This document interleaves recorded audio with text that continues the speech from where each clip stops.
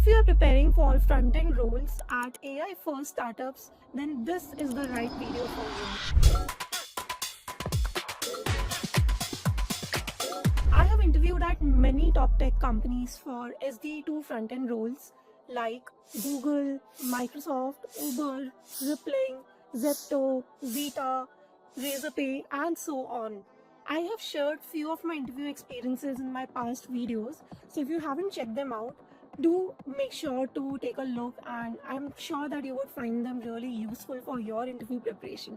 So before we get started, I want to introduce myself. So hey everyone, my name is Shreya Prasad and I'm currently working as a software engineer too at Microsoft. I work on the intersection of front end and AI. I use this channel to share my learnings, my interview experiences, and everything that I have experienced in my 5 years in the tech industry. And yeah, we are at 3,500 subscribers. 4,000 subscribers seems like an achievable goal. So if you are new to this channel, do make sure to give a like, share and subscribe. That would motivate me a lot to post more videos and more such informative content in the future. So with that, let's get started. In this video, I'm going to talk about my preparation strategy, what are the things that went well, what are the things that costed me that opportunity, then my compensation insights, and so on. So if you are preparing for SD2 front-end role in 2026, then this video would help you a lot in your preparation. In this video, I will be sharing my SD2 front-end experience at Glean. So before we get started with the interview experience, I would like to share a bit about what Glean does as a company. So Glean is an enterprise AI search platform that was founded by ex-Googlers who have worked in the Google search space, and you can use Glean to automate your workflows, and you can search about anything within your enterprise data, and it can automate some of your workflows using AI. So you can think of it like Google but for your company and with added AI capabilities. I have personally used Glean in my past companies like Atlassian and Uber, and I've absolutely loved the product. It really improved my life as a developer, and it increased my developer productivity by a lot.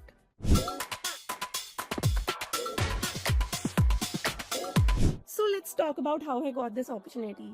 I was scrolling on LinkedIn one day and I saw few job openings posted by a Glean recruiter for Bangalore role. I then checked over the internet and I found out that Glean had recently set up their office in Bangalore. And the only thing I knew about Glean was that it's an enterprise AI based search platform. That's mainly because I have used it in my past companies.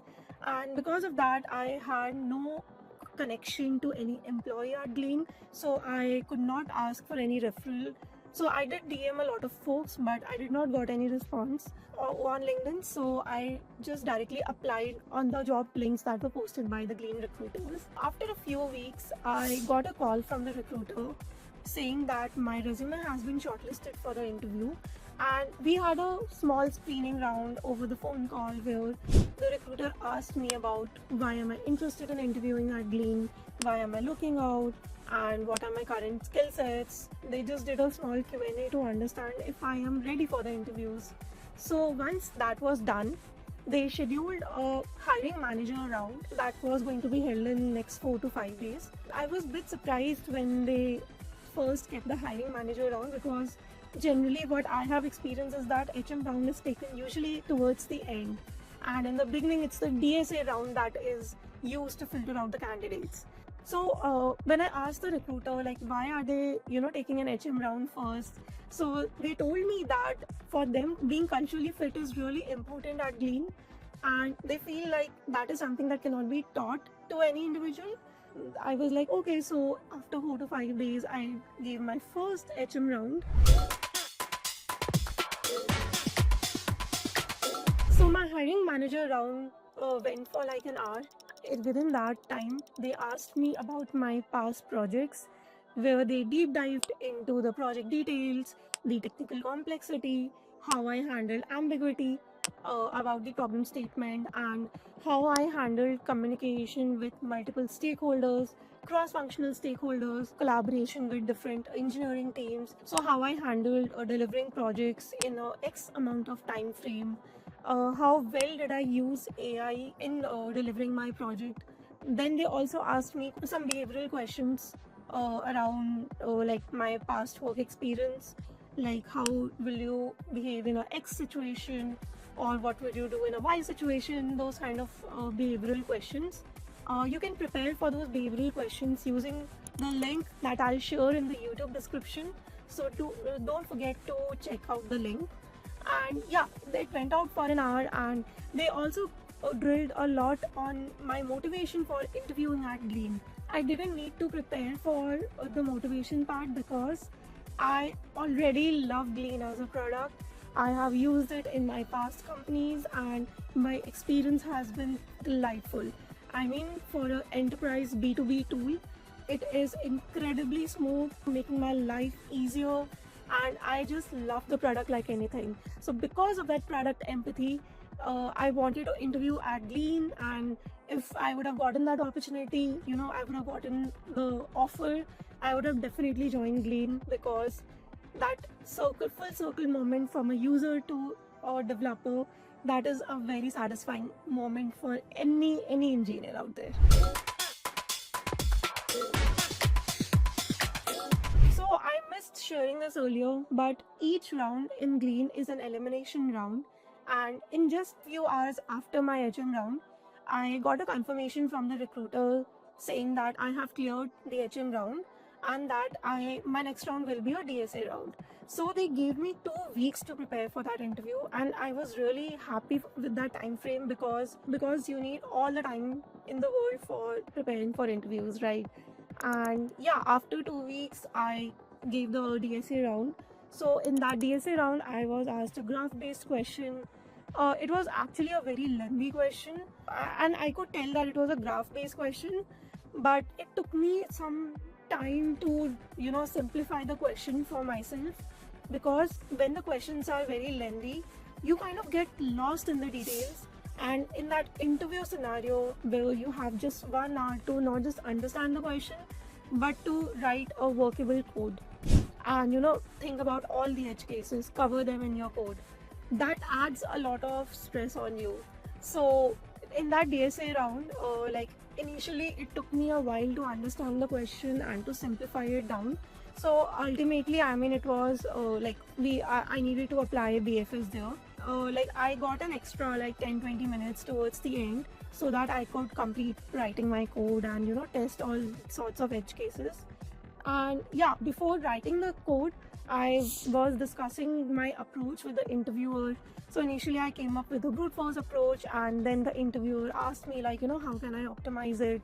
Like in my original approach, I reiterated like, what are the things that are getting repeated that we could, optimize. And yeah, using that approach, I tried to come to an optimized solution. And once the interviewer was satisfied with my approach, I coded it down and I ran it through few test cases. So it was passing, and trust me, it was a huge question. I mean, I had to write like I think nearly 100+ lines of code, and that is a lot in like less than 10-15 minutes. The interviewer seemed pretty satisfied with my solution, with my explanations, and with my code as well. So yeah, I mean, the interview went well, and I also came to know about the verdict just few hours after my DSA round ended.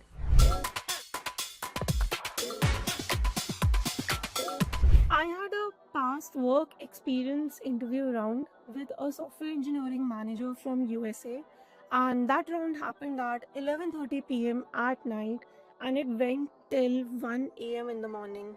It was pretty late for me, and I was already feeling very sleepy, but I had no other option but to take the interview at that time because the interviewers' slots were very limited. So in that interview, I was asked about my past projects. I was then drilled down into the technical complexity of those projects, how and they assess the complexity based upon how that project is, like what is the impact of that project, how technically challenging the problem statement is, how many stakeholders I have collaborated with, are they cross-functional stakeholders, how many engineering teams have I collaborated with, how did I communicated all the timelines, all the updates, and any issues or any blockers that I might be facing during working on the project. Then how did I handle the ambiguity of the problem statement, managing different team members, and like how complex that module is that I am working on in the project. So these are the few parameters on which SD tools are generally assessed on when they are being discussed about their past work experience. And another interesting question that I was asked in that interview was, how many AI tools did I use, and how did I use those tools to accelerate my dev productivity? And that was something new for me, because I know we all have been using AI since 2022 or 23, but being officially asked about AI in interviews is something that has recently started. So I was pretty excited to talk about it. I talked about how I used different AI tools to speed up my PRs, and to like focus on the more important chunks of the project delivery. So I had to showcase more of a ownership mentality, more of like builder mentality, where I am owning each and every problem related to that project, and I am building a solution for a problem. I am owning it end to end, and I am ensuring that I'm not just shipping off a project. I am also like making sure that it is being deployed to production on time, then rollout, monitoring, deployment, observability. There are a lot of things that a developer needs to keep in mind. It's not just like when your PR is merged, your work is done. I mean, that's when your work is started actually. So yeah, I mean, you need to show that you have high ownership, you have high accountability, and you can ship off high production code at fast velocity. So these were the few qualities that they were looking for in my projects and in how I handle those projects, and they were satisfied with my answers. Like, I was selected in this round also, and then the next round that happened was LLD round. So in the LLD round, I was given 2 hours to build a fully functioning web app that covers all your HTML, CSS, and JavaScript requirements that are given by the interviewer. But when you go in an actual interview, you won't even know when those 2 hours are going to fly by, and especially tackling those CSS bugs under an interview pressure. I mean, that is a very, very stressful situation to be in. I mean, anyone can write the functionality, but it's the CSS part that most front-end developers struggle with, mainly because we don't write plain vanilla CSS in our everyday life, right? So in my case, I was asked to build a fully functioning social media web app, and I had to build the news feed of Facebook like social media, and there were few CSS requirements, and functionality wise there were some JavaScript requirements, and I had to ensure that all of those requirements are met while prioritizing the functionality first and then moving on to the styling. So I mean, even that interview stretched till 2.5 hours. I mean, it was the longest interview of my life, and I had to code in silence while the interviewer is watching everything on screen share. And that is when I feel like most of the developers, their brain stops working, right? Like when you are coding on screen share. And Google search was allowed in the interview, because as developers we use Google search, right? Like whenever we don't know the syntax or anything, so that was allowed. And yeah, the interviewer is watching through the screen share, so they could also see like how you are coding, how you are using Google search to unblock yourself. And yeah, I mean, in that interview I was able to fulfill all the functionality requirements, but I missed few CSS requirements, and that is the reason why I got rejected from the LLD round. And yeah, definitely they do look into the code quality part as well. They see if you have got all the variable names, like are they semantic or not, is the code clean, maintainable, readable? And yeah, I mean, these are some of the parameters on which you are assessed in your LLD round. I mean, because my CSS requirements were not fulfilled by my app, so that was the reason I got rejected from the interview. So yeah, I mean, that was pretty sad. I mean, I felt really sad considering that I reached till the second last round of the interview of the company whose product I really admire. But yeah, I mean, that's what life is. So let's talk about the compensation offered by Glean for software engineers at 3+ years of experience. So their total comp can go between 60 lakhs to 1 CR, and their base can vary from 45 to 60, and their equity can lie anywhere between 15 lakhs to 40 lakhs. Dean is definitely one of the most highest paying startups in India that you can definitely target if you want to learn more and earn more at the same time. So yeah, moving on to my preparation strategy. So whenever there is an interview coming up for any company, I first search over the internet or I try to use ChatGPT to find out previously asked questions.